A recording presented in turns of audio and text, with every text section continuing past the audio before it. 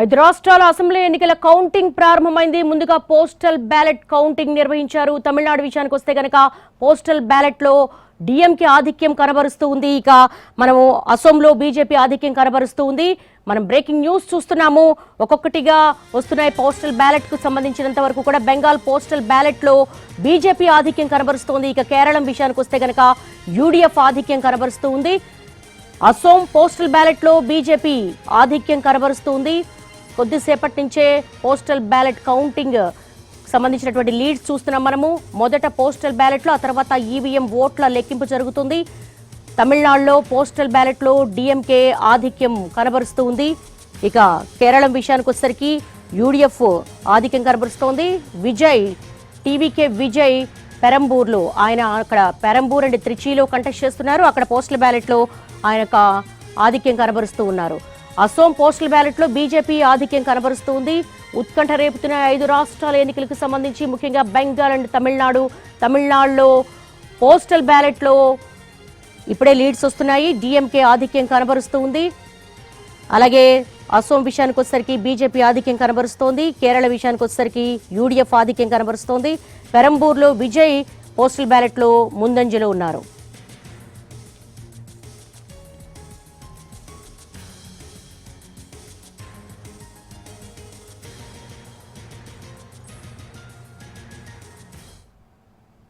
ఇప్పుడిప్పుడే postal బ్యాలెట్ల leads వస్తున్నాయి. కమ్యూనిస్టులకు గట్టి పట్టున్న కేరళలో యూడీఎఫ్ ఆధిక్యం కనబరుస్తోంది. పోస్టల్ బ్యాలెట్స్ లో ప్రస్తుతం స్పాట్ లో మా ప్రతినిధి రాజు ఉన్నారు. రాజు అడిగి మరిన్ని వివరాలు తెలుసుకుందాం. రాజు, ఇప్పుడిప్పుడే పోస్టల్ బ్యాలెట్స్ కౌంటింగ్ అనేది ఫినిష్ చేస్తున్నారు. లీడ్స్ వస్తున్నాయి. కేరళ విషయానికి వచ్చేసరికి యూడీఎఫ్ ఆధిక్యంలో ఉన్నట్టుగా ఉంది. ఏంటి మీకు అందుతున్న సమాచారం? ఎస్ దేవి, నిజంగా అంటే ఏ విధంగానైతే ఎగ్జిట్ పోల్స్ అంచనా వేసినట్టుగానే కొంత పోస్టల్ బ్యాలెట్లో మాత్రం అదే కనిపిస్తుంది అనుకోవచ్చు. ఎందుకంటే కేరళ అనగానే ఎల్డీఎఫ్ లేదంటే యూడీఎఫ్ అనేది కామన్గా, కానీ ఈసారి మాత్రం యూడీఎఫ్ ప్రస్తుతం పోస్టల్ బ్యాలెట్స్ విషయంలో ఆధిక్యంలో కనిపిస్తుంది. సో ఓవరాల్గా కూడా ఇప్పటికే యూడీఎఫ్కి సంబంధించి కూడా యూడీఎఫ్ఏ గెలిచే అవకాశాలు ఉన్నాయంటూ కూడా ఎగ్జిట్ పోల్స్ స్పష్టం చేసినటువంటి పరిస్థితి కనిపించింది. మొదట పోస్టల్ బ్యాలెట్స్ను కౌంట్ చేస్తున్నారు. సో ఇందులో ప్రజెంట్ అయితే యూడీఎఫ్ మాత్రమే అటు ముందంజలో స్పష్టంగా కనిపిస్తుంది. అయితే ఎల్డీఎఫ్ ఇంకా ఈవీఎంలు ఓపెన్ చేయాలి. అవి ఓపెన్ చేస్తే ఖచ్చితంగా లెఫ్ట్ పార్టీలకే గెలుపు ఖాయమంటూ కూడా ఒకవైపు వాళ్ళు చెప్పుకొస్తున్నటువంటి పరిస్థితి కనిపిస్తుంది.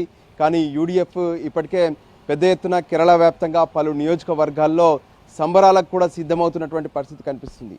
ఓవరాల్గా కేరళ విషయానికి వస్తే మాత్రం ఖచ్చితంగా అంటే గతంలో మనం చూసాము ఎన్నోసార్లు కూడా కేరళలో ప్రతిసారి కొత్త వాళ్ళకు అవకాశం ఇచ్చినటువంటి పరిస్థితి కనిపించింది. అంటే ప్రతి టర్మ్లో కూడా గతంలో ఉన్నటువంటి వాళ్ళను ఓడించి మళ్ళీ కొత్త ఫ్రంట్కు కొత్త వాళ్ళకు అవకాశం ఇచ్చినటువంటి పరిస్థితి కనిపించింది. కానీ గత ఎన్నికల్లో మాత్రం అంటే 2000 ఎప్పుడైతే గత ఎన్నికల్లో జరిగినటువంటి 21లో జరిగినటువంటి ఎన్నికల్లో తిరిగి ఎల్డీఎఫ్కే పట్టం కట్టారు కేరళ ప్రజలు, ఓటర్లు. సో ఈసారి ఏం జరగబోతుంది అనే దాని మీద మాత్రం పెద్ద ఎత్తున ఉత్కంఠ కనిపిస్తుంది కేరళ వ్యాప్తంగా. ఎందుకంటే ఎల్డీఎఫ్ ఇప్పటికే 10 ఏళ్లు పూర్తి చేసుకుంది పరిపాలనలో. యూడీఎఫ్ ఎంతో ఆశగా ఎదురు చూస్తుంది. ఈసారి ఖచ్చితంగా తమకే అధికారం రాబోతుందంటూ. యూడీఎఫ్ను లీడ్ చేస్తుంది కాంగ్రెస్, ఎల్డీఎఫ్ను లీడ్ చేస్తుంది సిపిఎం. అయితే దేశంలో మొత్తం మీద ఒకే ఒక రాష్ట్రంలో ప్రస్తుతం లెఫ్ట్ పార్టీలు అధికారంలో ఉన్నాయని చెప్పుకోవచ్చు. అది కేరళ మాత్రమే.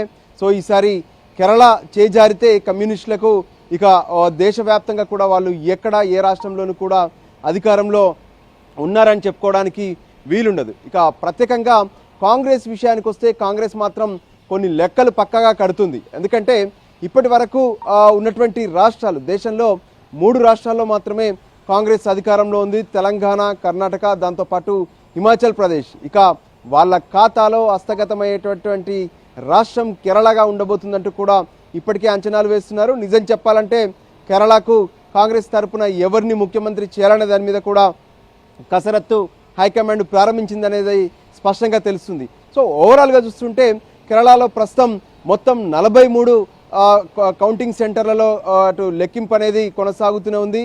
మరికొద్ది సేపట్లో ఈవీఎంలకు సంబంధించినటువంటి లెక్కింపు ప్రారంభం కాబోతుంది. సో పోస్టల్ బ్యాలెట్ అనేది తక్కువ ఓట్లు కాబట్టి వీటి ప్రభావం నిజంగా ఇదే ట్రెండ్ కొనసాగితే యూడిఎఫ్ఏ కేరళను హస్తగతం చేసుకునే అవకాశం కనిపిస్తుంది. సో ఈవీఎంలు లెక్కించడం మొదలు పెడితే ఖచ్చితంగా దీనికి సంబంధించినటువంటి క్లారిటీ మరి 1-2 గంటల్లో స్పష్టత వచ్చే అవకాశం అయితే కనిపిస్తూనే ఉంది. అటు పినరాయి విజయన్ కావచ్చు, మరోవైపు ఎన్డీఏకి సంబంధించి కూడా కీలక నేతలు ఇక్కడ పోటీ పడుతున్నారు. రాజీవ్ చంద్రశేఖర్తో పాటు మురళీధరన్ ఇట్లాంటి నేతలందరూ కూడా పోటీ పడుతున్నటువంటి పరిస్థితి ఉంది. అయితే ఎన్డీఏకి సంబంధించి ఈసారి కొంత మొదటిసారి ఎక్కువ స్థానాలు, అంటే గతంలో ఒక స్థానం మాత్రమే గెలిచినటువంటి పరిస్థితి కనిపించింది బీజేపీకి. ఈసారి 4 నుంచి 10 స్థానాలు గెలిచే అవకాశం ఉన్నట్లుగా కూడా లెక్కలు వేస్తున్నారు. ఒకవేళ అంటే మొత్తం 140 సీట్లలో ఏ విధంగానైతే 71 మ్యాజిక్ ఫిగర్, 71 ఏ పార్టీ కూడా రీచ్ కాకపోతే అప్పుడు ఎన్డీఏకి సంబంధించినటువంటి సీట్లు కూడా కీలకం అవుతాయనేటువంటి ఊహాగానాలు కూడా ఇక్కడ వినబడుతున్నాయి కేరళంలో.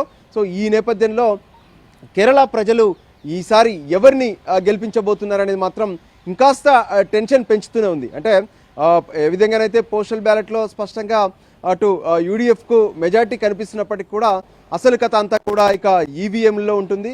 సో ఈవీఎంకి సంబంధించినటువంటి క్లారిటీస్ మరి 1-2 గంటల్లో స్పష్టత వచ్చే అవకాశం అయితే స్పష్టంగా కనిపిస్తుంది.